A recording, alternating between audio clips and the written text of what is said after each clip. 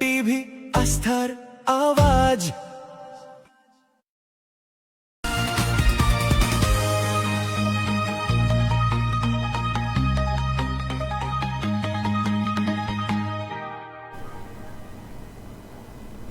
রায়গঞ্জের জেলখানা মোড় সংলগ্ন এলাকায় নোংরা আবর্জনা পরিষ্কার না হওয়ায় বাসিন্দাদের মধ্যে ব্যাপক ক্ষোভের সৃষ্টি হয়েছে। জমে থাকা নোংরা আবর্জনার মধ্যে বৃষ্টির জল পড়ে এলাকায় গন্ধে ছড়িয়ে পড়েছে বলে অভিযোগ বাসিন্দাদের। দ্রুত এলাকার নোংরা আবর্জনা সরিয়ে ফেলার দাবিতে সোচ্চার হয়েছেন বাসিন্দারা। আপনাদের আরও একবার জানিয়ে রাখি, রায়গঞ্জের জেলখানা মোড় সংলগ্ন এলাকায় নোংরা আবর্জনা পরিষ্কার না হওয়ায় বাসিন্দাদের মধ্যে ব্যাপক ক্ষোভের সৃষ্টি হয়েছে।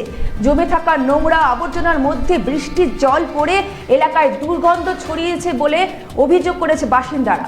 দ্রুত এলাকার নোংরা আবর্জনা সরিয়ে ফেলার দাবিতে সোচ্চার হয়েছেন বাসিন্দারা। আমরা এ বিষয়ে সরাসরি জেনে নেব। আমাদের সঙ্গে আছে প্রতিনিধি মালতী ভদ্র। মালতী, শুনতে পাচ্ছ আমার কথা? হ্যাঁ,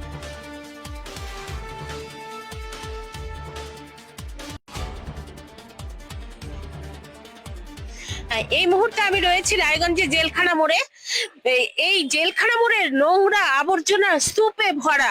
নোংরা আবর্জনা এতটাই স্তূপ হয়েছে যে হাফ রাস্তা পর্যন্ত এই নোংরা আবর্জনা রয়েছে।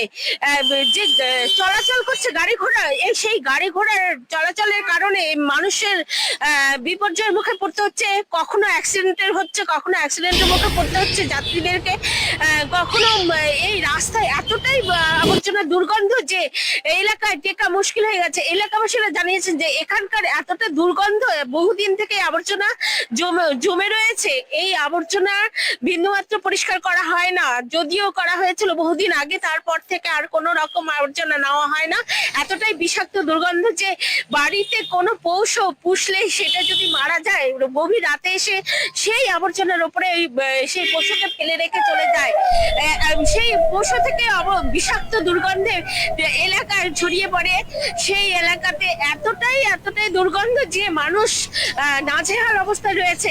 এখন তারা অভিযোগ জানিয়েছে, পৌরসভা অবজেকশন জানিয়েছেন তারা। পৌরসভা কর্তৃপক্ষ কতদিনে এই নোংরা আবর্জনা নিয়ে যাবে সেদিকে তাকিয়ে রয়েছে এখানকার বাসিন্দারা। সুদীপ্ত। রায়গঞ্জের জেলখানা মোড়ে সংলগ্ন এলাকায় নোংরা আবর্জনা পরিষ্কার না হয় বাসিন্দাদের মধ্যে ব্যাপক ক্ষোভের সৃষ্টি হয়েছে। আমরা দেখলাম, আমাদের সঙ্গে ছিল প্রতিনিধি মালতী ভদ্র। মালতী, ধন্যবাদ, সঙ্গে থেকো। নোংরা গন্ধ বাড়াচ্ছে, যাওয়া যাচ্ছে না অনেকদিন ধরে। একদম জাম লেগে যাচ্ছে, নোংরা পালাচ্ছে। যখন গাড়ি আসছে এত নোংরা গন্ধ বাড়াচ্ছে, বিচ্ছিরি একদম ব্যারাক ফ্যারাক সব গন্ধ বাড়া যাচ্ছে আমাদের। বহুদিন ধরে, 1 বছর 1.5 বছর হয়ে গেছে।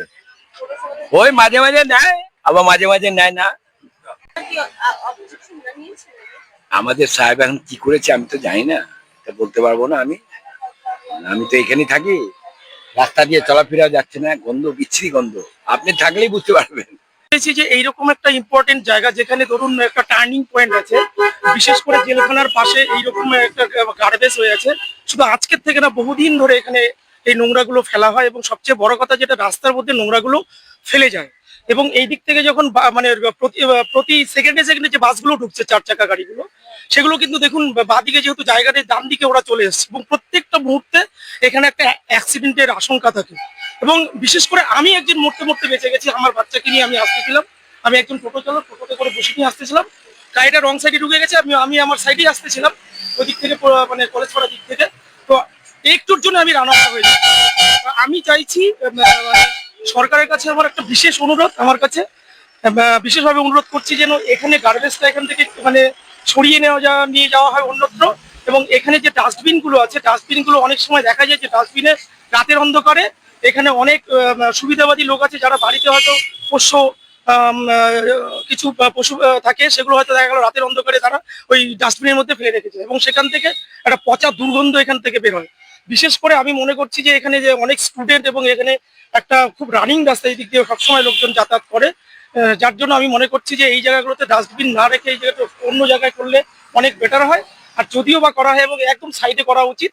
আর রাস্তায় যে নোংরাগুলো ফেলছে এটা আমার মনে হয় একেবারেই উচিত না, কারণ একদম পুরো রাস্তাটা অর্ধেক রাস্তা নোংরা থাকে, যার জন্য গাড়িগুলো মানে বাস স্ট্যান্ডে ঢুকতে তাদের অসুবিধা হয় এবং প্রতিটা মুহূর্তে এখানে একটা অ্যাক্সিডেন্টের আশঙ্কা আছে এবং এখানে একটা ভীষণ দুর্গন্ধ এবং ভাইরাস ছড়িয়ে ছিটিয়ে আছে।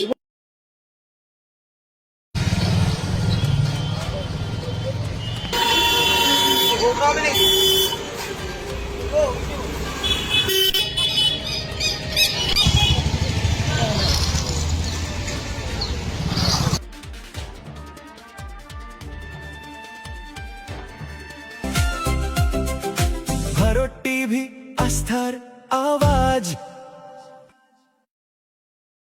উকি মারেন কেন কর্তা? বলে কে বলে বড় মাছের স্বাস্থ্য দেখে শরীর খারাপ লাগে বুঝি? কি বলে আরে মাছেরা বলছে এবার থেকে আপনার মাছেদেরও দিন কল্যাণীস প্রিমিয়াম ফ্লোটিং ফিশ ফিড। ভাসমানে খাদ্য আনে লক্ষ্মী মোদের ঘরে জলকে ছালাক ছালাক। ঘরের লক্ষ্মী আজই ঘরে আনো কল্যাণীস প্রিমিয়াম ফ্লোটিং ফিশ ফিড। ভাসমান খাদ্য।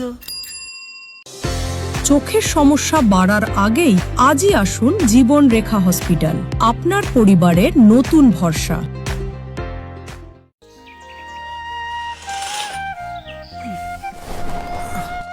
হ্যাঁ রে, তুই নিজেকে কি সুন্দর ফিট রাখিস, তোর বরকে রাখতে পারিস না? তোর দাদা জেনেছে nature pure rice bran oil দিয়ে রান্না করলে শরীর এমনি সুস্থ থাকে। হ্যাঁ সে তো ঠিকই, শরীর চর্চার পাশাপাশি ভালো তেল দিয়ে রান্না করাটাও জরুরি, আর সেই জন্যই আমার একমাত্র choice nature pure rice bran oil.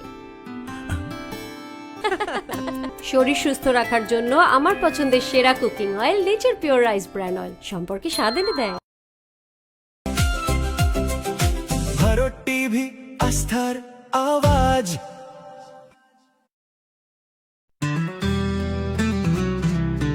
Grocery থেকে কসমেটিক্স,